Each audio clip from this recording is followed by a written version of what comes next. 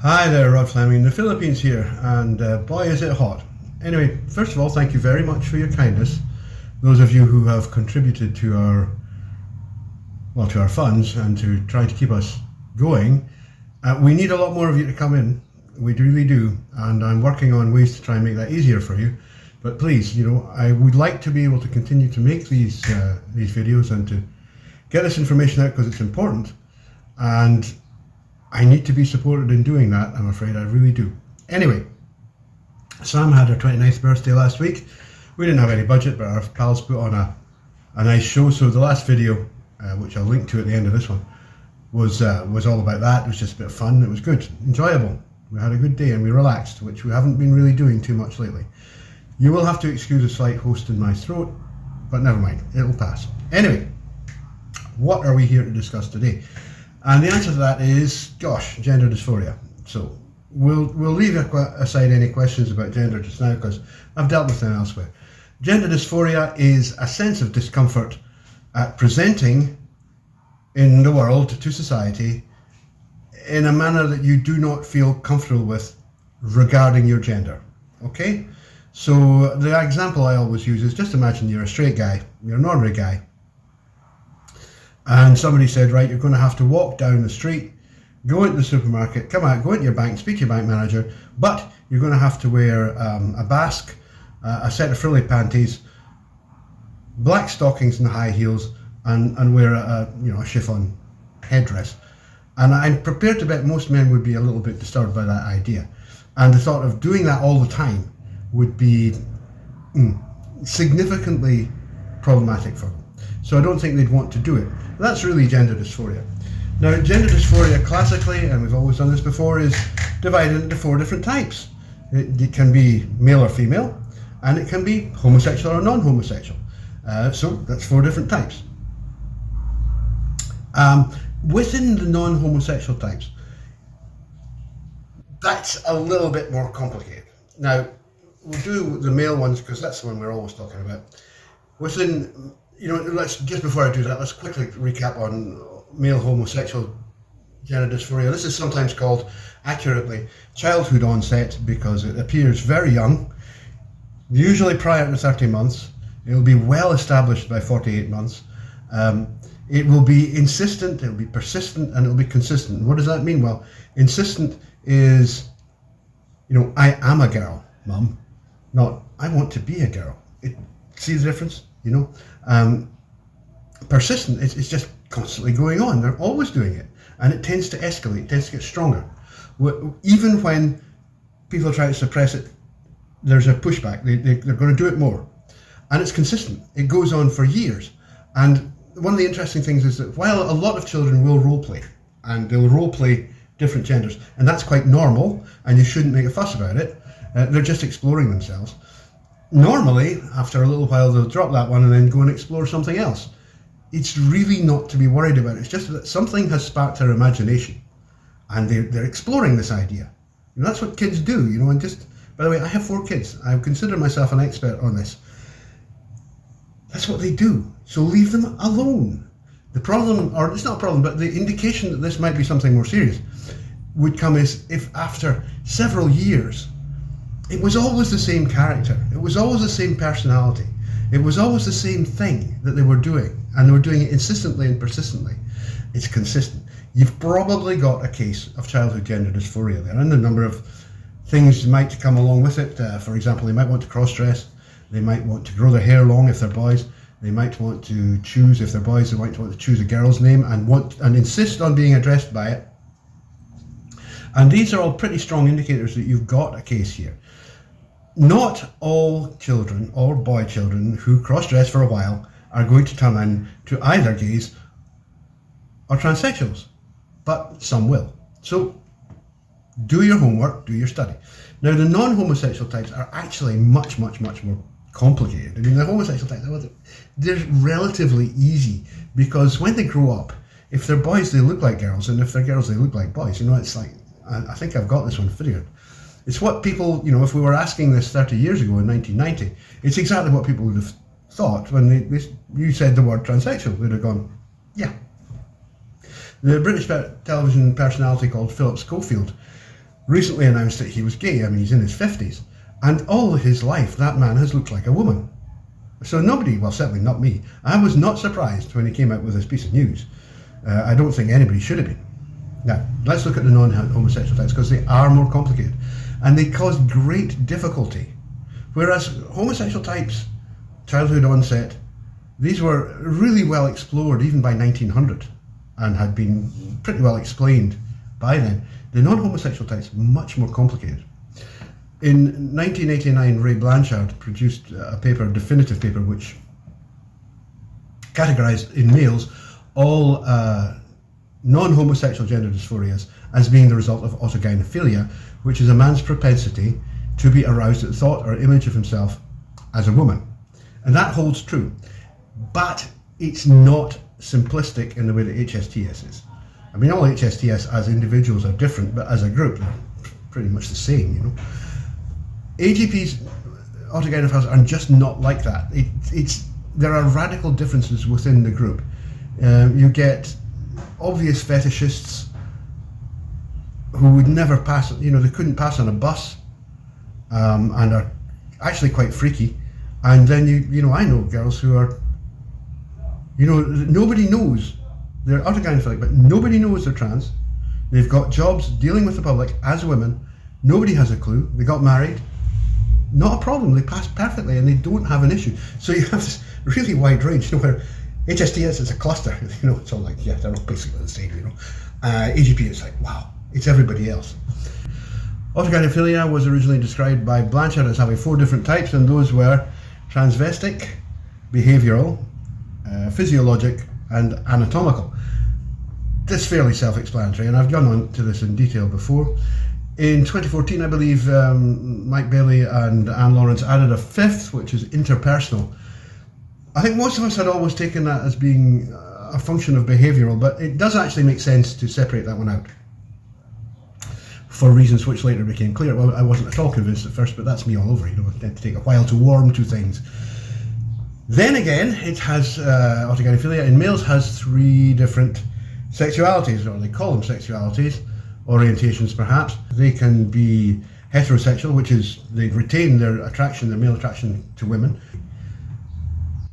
The next group is pseudo-bisexual, and in this group, these actually like to have sex with men. They want to pursue men for sex. They might not always actually have the sex, but they do want to pursue them.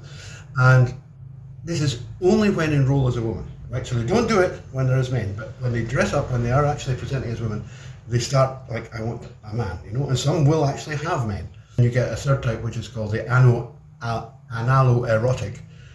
They don't have sex with other people, they just have sex with themselves. It remains in a fantasy world in their own brains. They're not asexual.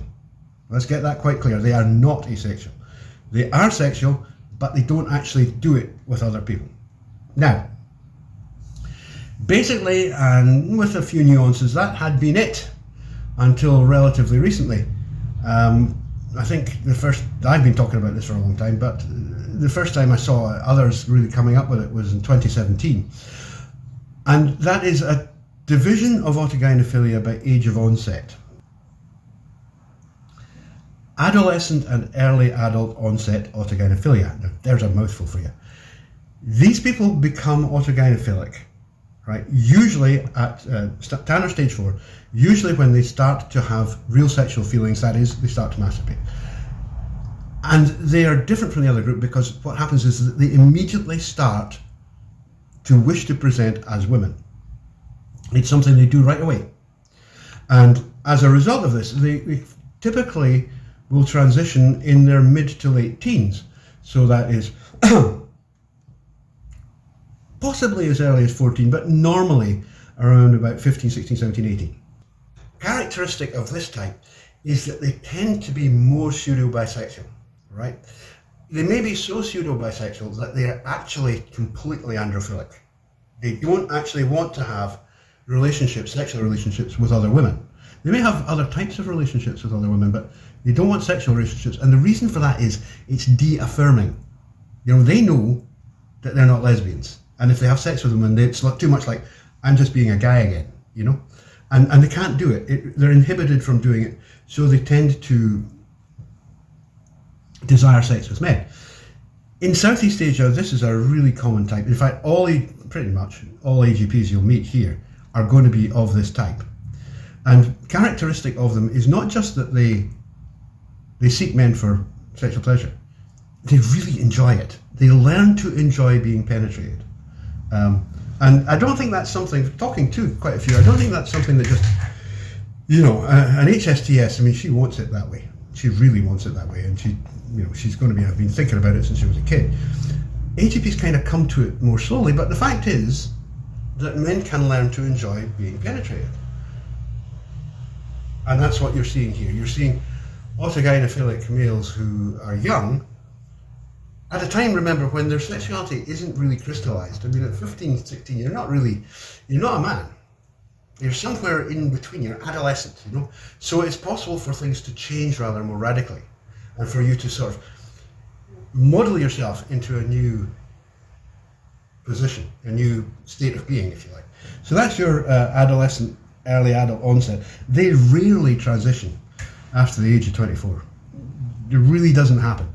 You're going to see a whole bunch of them coming out because, it's become so much easier to do. And they will typically be presenting 16 to 20. I'll tell you, because that's exactly what you see here. And I don't see any reason to assume that the West is going to be any different. And finally, as far as that type is concerned, autogynephilia, we'll look at the adult elderly onset. Now, these typically don't come out until they're 30. They may have been harbouring autogynephilic feelings, or indeed even indulging them, having private cross-dress sessions and things like that for a long time, since they were teenagers also. But the real difference is they actually have socialised as men, and they are fully masculinized. Your adolescent onset type, typically, certainly here in Asia, they're going to be in the pharmacy getting their hormones by the time they're 15, And so they will have gone through at least partially a male puberty, but it won't be complete. And they certainly will not have actually socialized as men. They always socialize as women. So they have very different attitudes and a different take on life to someone who is maybe, 35 or 40, has been running a successful business for decades, loves playing competitive sports, is a real, a jock, he's a real macho guy. That person's going to have real difficulty being a woman. It's astonishing how much difficulty they have. And it's not just the lines on the face and the features, it's the mannerisms and everything. It's just the way they deal with other people. Because socialization does not make you something, but it does condition what you are. It's really important to understand that your gender is not socialized, but the way that you present gender is. Okay? So you have the situation where people grow up, they are men, they're being masculine, they're being macho, they're doing all the macho thing, and then at age 40, typically 43, or now I guess maybe a bit lower, 35 to 40, 43, that's it, I can't take it anymore, I'm a woman. And sometimes much older, Caitlyn Jenner, 65 when she did it, my age. That's a pretty horrible thought to me anyway. However, joking aside, Caitlyn, I didn't mean that personally. However, they find it very, very difficult in a way that the adolescent, early adult type don't find these things difficult. They have assimilated an image, one of womanhood, the way of practicing womanhood at a very early age. And one of them said, I learned how to be a woman just by observing women. I watched, and I do it. It's an act, but I'm really, really good at it. And that girl was really enlightened to me because she has a public face job. She passes incredibly well. In fact, for a while I refused to believe that she wasn't HSTS, so I did some research and I found that actually if you look at it this way, then she's right, she's AGP, but it's this early onset type, and she was very clear about it. Another one said very much the same thing. I study women all the time, I try to learn what makes, a woman work beautifully. It's a really good at acting. It's very hard for someone who's 45, let alone somebody who's 65, quite honestly, to learn to do that. That's not an easy thing, and it's not about hands and feet or tallness and craggy face and everything. I mean, a lot of that can be fixed, but it's just that they've got a whole set of mannerisms and lifestyle indicators and personality stuff that they have to learn, which is not easy. Now, in fact, by the way, there are coaches. You give them a lot of money and they will teach you how to be a woman, which tells you that I'm not bullshitting here. I'm telling you the truth. Now, the final group that I think really has to be taken into account, and it's one that, again, we kind of leave it hanging off, is those who have other unspecified mental issues which may be causing their autogynephilia or their desire to present as women. And many of these seem to fall into the autistic spectrum disorder bracket. And certainly many AGPs I've spoken to were at one time diagnosed as ASD. And there seems to be some connection between this type. They tend to be very high functioning. They're smart. They're really smart people. They can be incredibly articulate. They're high functioning autistics, but there's this issue about them, right? And quite often these ones are fully pseudo-bisexual. They only want men. It's like they've completely invested themselves in this female role right the way through, not just appearance, but also in practice. And they're a very interesting type.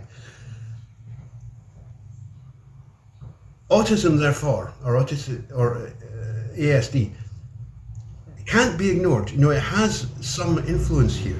Now, it doesn't, not all autistic people are like Rain Man, some are extremely high functioning, and many of the world's geniuses were actually autists. It's just the way it is, and there is a correlation between this and the fact that AGPs are quite frequently noted as being significantly more intelligent on average and intelligent quotient than the average, and certainly more than the HSDS, who are average. And the reason might well be that there's some kind of approximation of savant.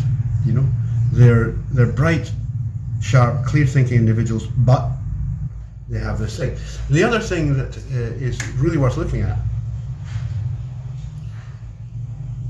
which kind of stands behind autogynephilia again, is obsessive-compulsive disorder, which again it sits on the ASD. Obsessive-compulsive disorder is characterized by having repeated, unwanted thoughts and the feeling that you have to act on them, and that they're not suppressible, they keep coming up. And certainly I've spoken to quite a number of men now who have autogynephilia, who are struggling with it, who are fighting with it. And it's very clear that OCD is a major component in their psychological profile. And trying to break that, whatever it is, maybe they're masturbating and they want to, and suddenly the image pops into their head of themselves as a woman, this sort of thing. It's really hard to break, because unlike other, there's lots of things that are OCD. I have a bit of OCD, I don't like to see squint pictures and stuff like that. But sex is one of the most powerful rewards people know. It's up there with eating.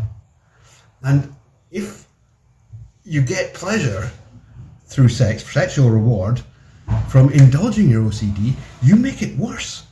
You can't help but make it worse. And so this is something that people have to look at. And all that comes down to a simple question you have to ask yourself. And I hear so much bullshit on YouTube about, do you want to be a woman? Do you want to feel like a woman? Are you a woman? All this sort of nonsense. The simple fact is, you've got to decide, early on when these feelings start to hit you, do you want to transition or not? Right? Because if you continue to indulge this, it's very probable that you inevitably will at some stage. I mean, look at Eddie Izzard. that you can fight it off and you can manage it. Now, I advise people to manage it, right? But that means actually managing it and not indulging it. And if you do indulge it and you go too far, then bing, bang, bong. That's it. What actually happens, as you know, is, as I've discussed before anyway, is that the host gets completely overwhelmed by the erotic target location error, right? By the autogynephilic artifact, the constructed personality with whom you're in love takes over, because you let her take over. She's the one who likes it, you know, and at that point your life could be destroyed. And if that's what you want, if you want to move down that path, I'm not saying don't. What I'm saying is think about it, really think about it, because the fact is, if you can't pass, you're biting off maybe more than you can chew by doing that. For the adolescent, early adult onset type, well, because they tend to be, because they're so much younger, you know, and they arrest their masculinization at such a young age, they can be really quite, you know, I've dated a couple and boy, can they be good looking, you know, they really can. They can pass. It's not, it's one of these funny things, you know, they can be really beautiful and they can be actually stunningly so. It's like, God, that's what a beautiful woman. But she's 6 foot, you know. And it's like, wait, there is always that little conflict there. Whereas in HSTS, you know, she's going to be the average for a woman in her ethnicity. Here in the Philippines, the average height of a woman is 5 foot. And yeah, you'd be surprised how many HSTS there are kicking around here. They're in give her, you know, plus or minus 3 inches, 5 foot. Really. It's remarkable how well they fit. Whereas the AGPs, they're tall. You look, if you go to any collection, gathering, and remember these AGPs are going to be adolescent, early adult onset. So they're going to be good looking, they're going to be striking. But when you look at, you know, like a pageant, you'll see the little ones, HSTS, and the big ones, AGPs. And there might be a couple in the middle that are a little bit difficult, you don't quite know what they are, but by and large, it's actually easy. Triage is just simple.